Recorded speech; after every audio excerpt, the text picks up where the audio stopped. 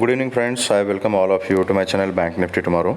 दोस्तों, मैंने आपके सामने बैंक निफ्टी स्पॉट का डेली टाइम फ्रेम का चार्ट यहाँ पर डिस्प्ले किया हुआ है। Friends, I am certified in equity and derivatives. तो अभी हम बात करते हैं कि टेक्निकली हम बैंक निफ्टी को किस तरीके से एनालाइज कर सकते हैं।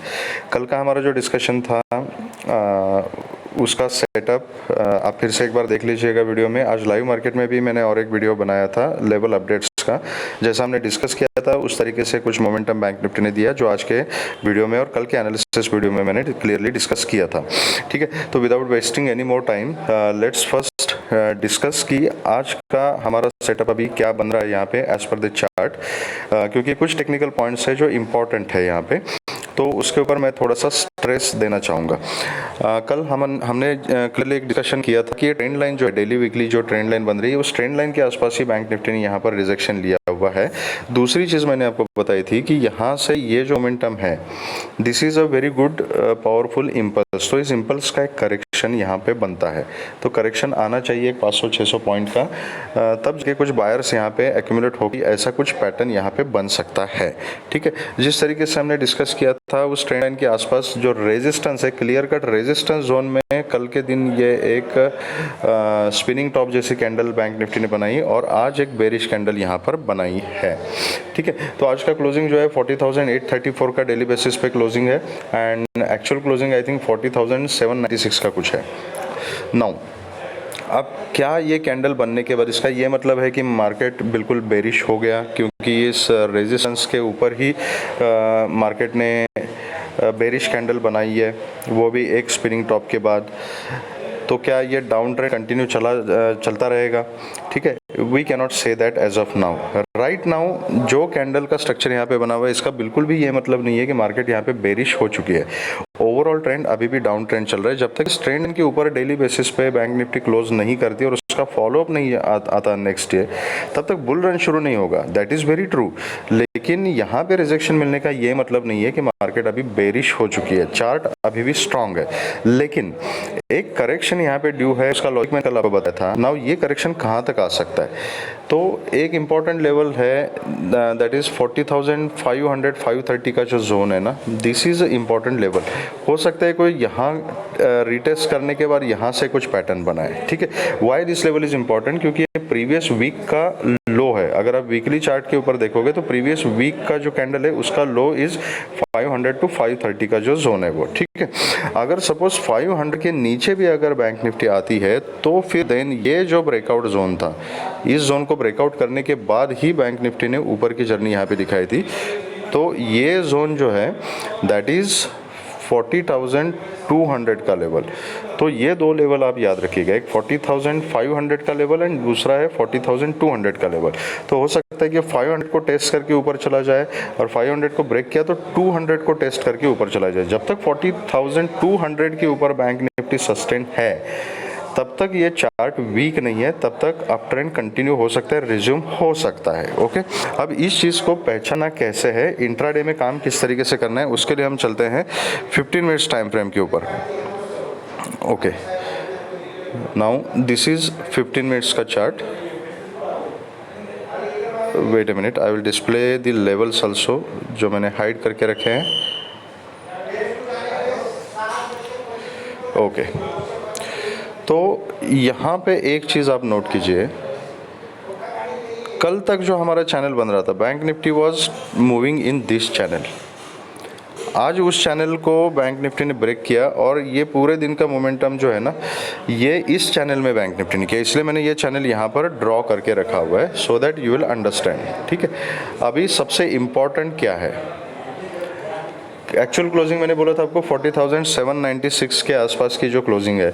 अगर कल बैंक निफ्टी सपोज फ्लैट खुलती है, ठीक है, फ्लैट खुल के अगर ऊपर निकल जाती है 40,800 के ऊपर निकल जाती है, ये क्विक मोमेंटम शुरू में हो सकता है। यहाँ से अगर एकदम से ऊपर निकल जाती है तो ये ट्रेंड ये जो चैनल है इस चैनल को आप रेफरेंस मान सकते हो, this will act as a reference point. तो यहाँ पे आपको प्राइस एक्शन देखनी पड़ेगी कि यहाँ पे बैंक निफ्टी क्या कर रही है। यहाँ पर अगर कोई रिजेक्शन मिलता है तो छोटी क्वांटिटी में, बहुत छोटी क्वांटिटी में आप इस रिवर्सल को प्ले कर सकते हो। यहाँ पर मैं शुरू में ही पहले 5-10 मिनट में ही अगर इस चैनल के आसपास अगर कहीं बैंक निफ्टी पहुँचती है और यहाँ पे रिजेक्शन आता है तो मैं एक छोटी क्वांटिटी में पुट की पोजीशन ले लूँगा।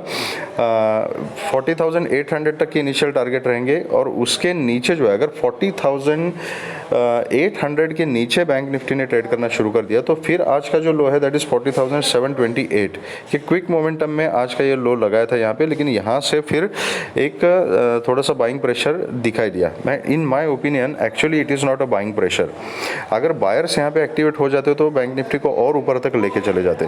फिर ये क्या था, अगर ये बाइंग प्रेशर नहीं था तो व्हाट एग्जैक्टली इट वाज, तो it was just a profit booking. जहाँ जो लोग ऊपर से मार्केट खुलते के साथ जिन लोगों ने पुट की पोजीशन बनाई थी, कुछ लोगों ने यहाँ पर हर एक राइस के ऊपर सेल ऑन राइस की स्ट्रैटेजी अपनाई थी। तो जिन लोगों ने अपनी पुट की पोजीशन बनाई थी, सेल की पोजीशन बनाई थी, शॉर्ट किया था, उन लोगों ने यहाँ पे प्रॉफिट बुकिंग किया था।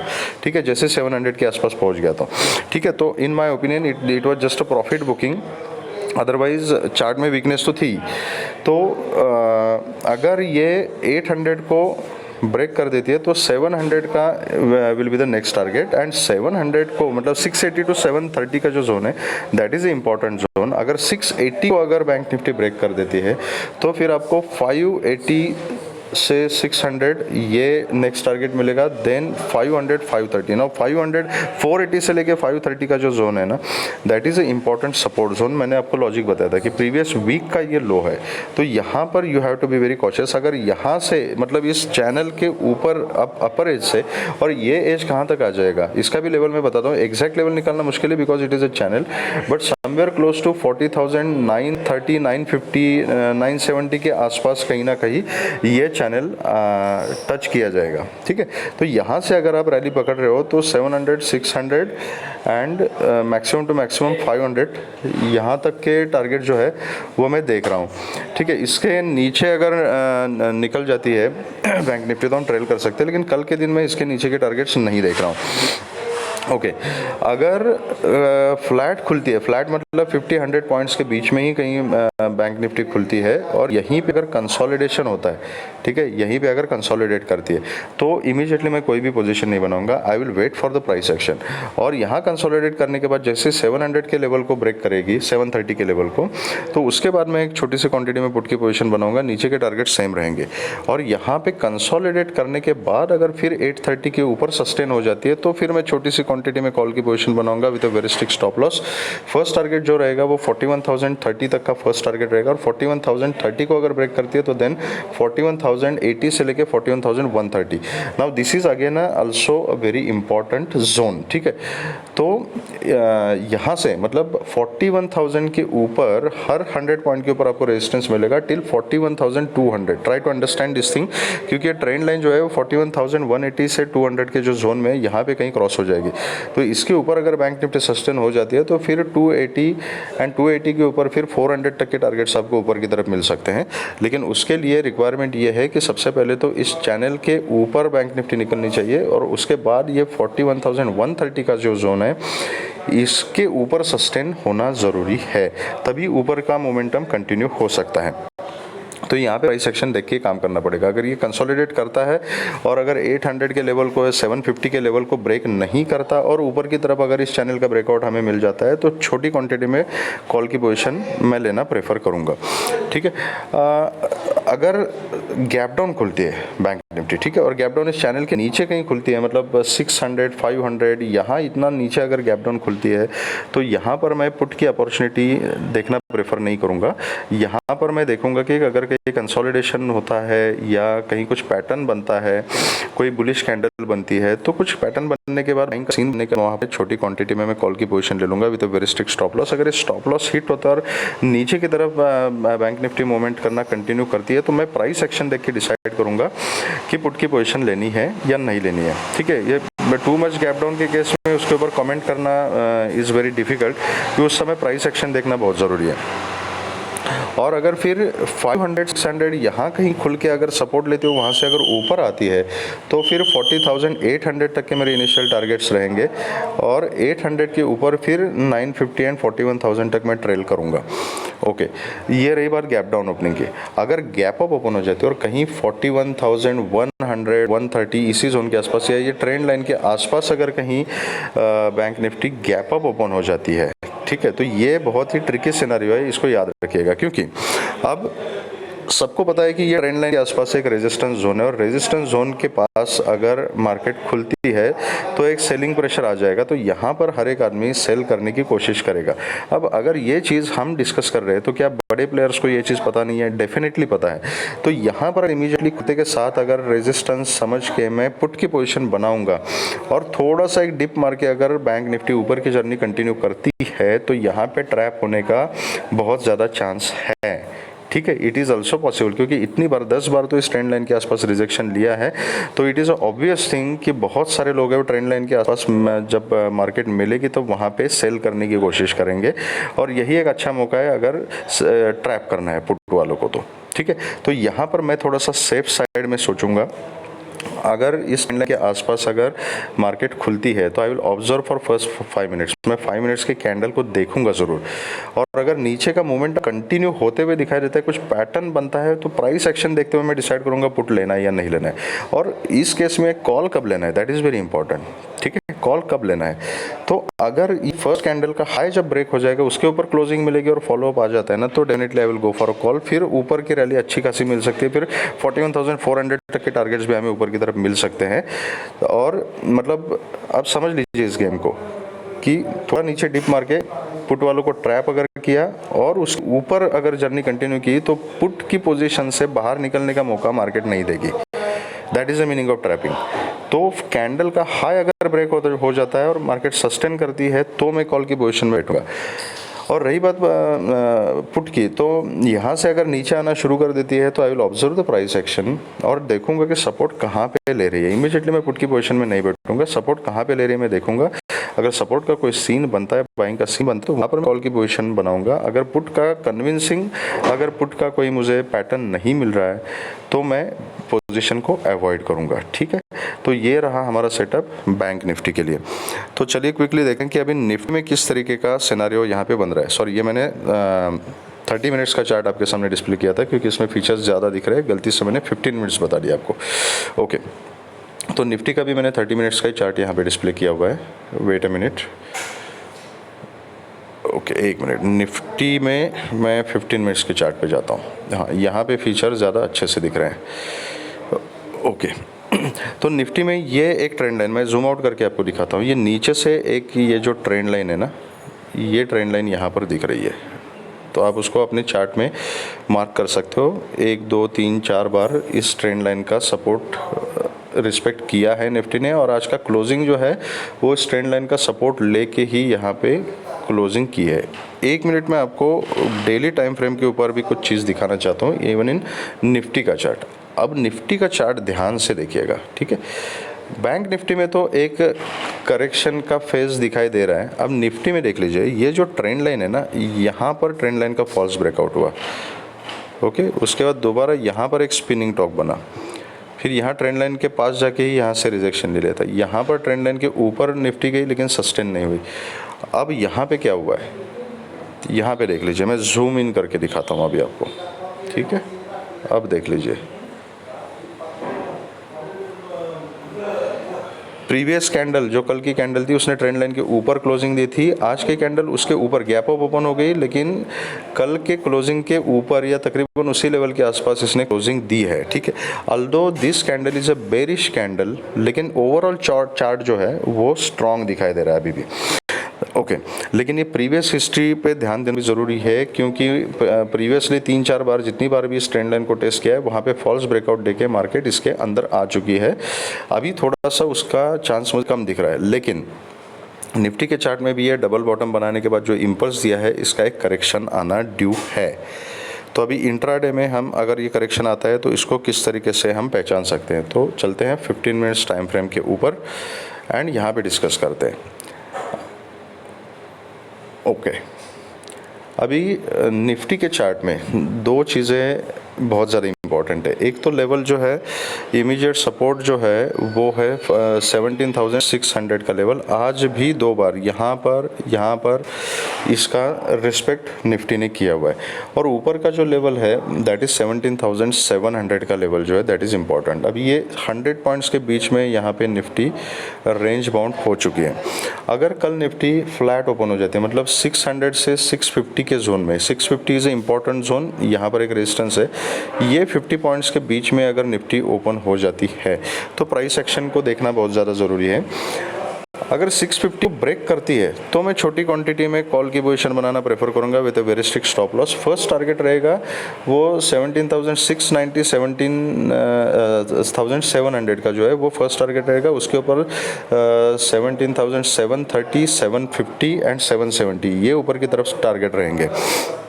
17,800 इज इंपॉर्टेंट रेजिस्टेंस, तो यहाँ पे we have to be cautious अगर वहाँ तक पहुँचती है निफ्टी। तो अगर 50 तक जाती है और यहाँ से रिजेक्शन लेती है, कंफर्म पुट की पोजीशन में 600 के नीचे ही बनाऊंगा। अगर 600 के नीचे अगर 5 मिनट्स कैंडल का एक क्लोजिंग मिलता है और उसका फॉलोअप आता है तो यहाँ पर मैं पुट की पोजीशन बनाऊंगा।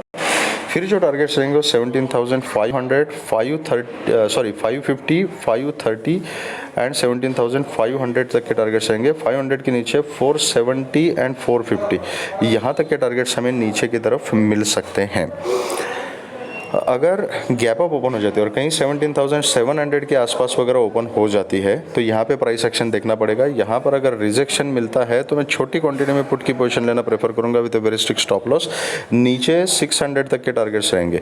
अगर यहाँ पे मैं बिल्कुल टॉप के ऊपर पुट की पोजीशन बनाता हूँ और इसका स्टॉप लॉस अगर हिट हो जाता है और 17,700 के ऊपर 5 मिनट्स कैंडल का क्लोजिंग मिलता है तो immediately I will convert my position to call, अगर पुट का स्टॉप लॉस हिट हो जाता है तो। और ऊपर के जो टारगेट्स है वो सेम रहेंगे। मैक्सिमम टू मैक्सिमम 17,800 तक के टारगेट्स के लिए मैं देख रहा हूँ 800 is a very important resistance. और अगर यहाँ से नीचे आती है तो 600 तक के इनिशियल टारगेट्स रहेंगे। 600 के आसपास मैं अपनी पूरी पोजीशन यहाँ पे बुक करना प्रेफर करूँगा क्योंकि दिस इज इंपॉर्टेंट सपोर्ट। यहाँ से फिर से मार्केट बाउंस बैक हो सकती है और इसी रेंज में फिर रेंज बाउंड हो भी सकती है। अगर गैप डाउन खुलती है और कहीं 550, 500 के आसपास अगर निफ्टी गैप डाउन खुलती है तो यहाँ पे मैं प्राइस एक्शन देखूंगा। कुछ पैटर्न बने, कुछ कंसोलिडेशन बने, कुछ एक्यूमुलेशन हो जाए। यहाँ पर अगर बाइंग सिनेरियो बनता है तो I will go for a call with a very strict stop loss. अगर गैप डाउन खुलने के बाद और भी यहाँ से नीचे डिप लेती है तो उस केस में मैं या तो प्राइस एक्शन देख के ट्रेड करूँगा या तो I would like to avoid, क्योंकि फिर कहीं से भी बाउंस बैक का सिनेरियो बन सकता है तो कॉन्फिडेंस नहीं आएगा। ठीक है, तो ये रहा सेटअप निफ्टी में। दो और भी इम्पॉर्टेंट पॉइंट्स मैं आपको बताना चाहूँगा कि अभी मार्केट ऐसे फेज में है, ऐसे एक मोड पे खड़ी है जहाँ से मार्केट किसी भी डायरेक्शन में जा सकती है। अप ट्रेंड अगर कंटिन्यू करना है तो मार्केट अप ट्रेंड कंटिन्यू कर भी सकती है, डाउन ट्रेंड भी कंटिन्यू कर सकती है। तो ये लेवल टू लेवल हमें देखना पड़ेगा। तो तब तक जब तक ये क्लैरिटी नहीं आती, मार्केट ने अभी तक डिसाइड नहीं किया, तो हम कैसे डिसाइड कर सकते हैं कि कौन से पोजीशन में बैठना है हमने।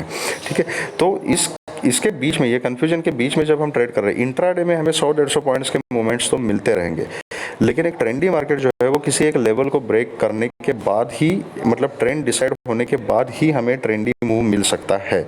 तो उसके साथ डील करने का एक ही तरीका है, सबसे पहला काम करना है कि अपना पोजीशन साइजिंग जो है वो कम करना है। बहुत बड़ी क्वांटिटी में ना मैं कॉल में ट्रेड करूंगा ना मैं पुट में ट्रेड करूंगा, बिकॉज मार्केट को पहले डिसाइड करने दो कि कौन से डायरेक्शन में जाना है, कौन सा ट्रेंड कंटिन्यू करना है। ये जब तक डिसाइड नहीं होता तब तक मैं मैक्सिमम टू मैक्सिमम अपने 20% क्वांटिटी के साथ ही काम करूंगा। और दूसरी इंपॉर्टेंट चीज़ है कि जिस क्वांटिटी में काम करता हूँ, एक बार ट्रेड में मैंने एंट्री ली और मेरे डायरेक्शन में ट्रेल चल पड़ा, तो सबसे पहला काम मैं ये करता हूँ कि अपने बाइंग प्राइस के ऊपर अपना स्टॉप लॉस शिफ्ट कर देता हूँ। इनिशियल पहले ट्रेड में तो आपको 20-25 पॉइंट का जो भी आपका रिस्क रिवॉर्ड रेशो के हिसाब से प्लान कर रहे हो, उतना रिस्क तो आपको लेना ही पड़ेगा फर्स्ट ट्रेड में। लेकिन आपके एनालिसिस के हिसाब से, सेटअप के हिसाब से, आपके डायरेक्शन में अगर आपका ट्रेड कंटिन्यू हो जाता है, 20-25 पॉइंट का प्रॉफिट वहाँ पे दिखने लगता है, तब बेस्ट सॉल्यूशन इज दैट कि अपना स्टॉप लॉस कॉस्ट के ऊपर ट्रेल करो, सो दैट अगर मार्केट कहीं से भी रिवर्स हो जाती है तो कम से कम लॉस ना हो।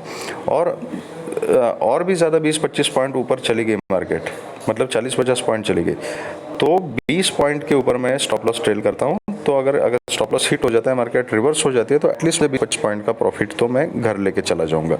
तो ये दो चीज़ें, पोजीशन साइजिंग बहुत कम और strict stop loss and strict discipline, ये अगर हम इम्प्लीमेंट करेंगे तो इस मार्केट में, रेंज बाउंड मार्केट में भी, अनडिसाइडेड मार्केट में भी थोड़ा बहुत प्रॉफिट हम कमा सकते हैं। अगर प्रॉफिट ना सही, एटलीस्ट हमारा ज़्यादा लॉस तो नहीं होगा। ठीक है, तो ये डिसिप्लिन मेंटेन करके अगर आप काम करोगे तो इस मार्केट में भी आप थोड़ा बहुत पैसा कमा सकते हो।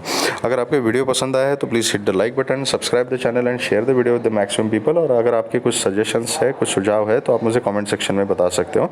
Thank you very much friends and all the very best.